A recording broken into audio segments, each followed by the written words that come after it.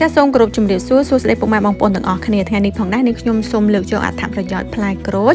ចាចែកជូនពុកម៉ែបងប្អូនឲ្យបានយល់ដឹងទាំងអស់គ្នាផងដែរចាដោយសារផ្លែក្រូចមានអត្ថប្រយោជន៍ដ៏ច្រើនមហាសាលប៉ុន្តែថ្ងៃនេះខ្ញុំសូមលើកយកត្រួសចែកជូនពុកម៉ែបងប្អូនផងដែរណា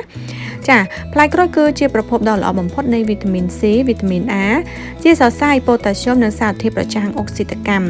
ដែលផ្ដល់អត្ថប្រយោជន៍អស្ចារ្យចំពោះសុខភាពចាពង្រឹងប្រព័ន្ធភាពស៊ាំជួយការពាររាងកាយប្រឆាំងនឹងជំងឺផ្ដាសាយនិងការឆ្លងមេរោគផ្សេងៗចាថែរក្សាស្បែកឲ្យមានសុខភាពល្អសារធាតុប្រឆាំងអុកស៊ីតកម្មជួយជួសជុលកោសិកាខូចខាតបង្កើតសំណើមស្បែកនិងកាត់បន្ថយបញ្ហាមុនចាជួយសម្រួលដល់ការរំលាយអាហារចាជាសរសៃនិងសារធាតុទឹកនៅក្នុងផ្លែក្រូចជួយសម្រួលដល់ពោះវៀនការពារជំងឺទល់លាមក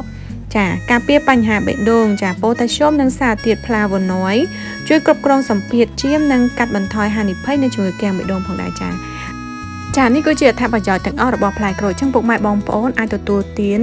ចាដើម្បីទទួលបាននូវសុខភាពល្អទាំងអស់គ្នាចាសូមអរគុណ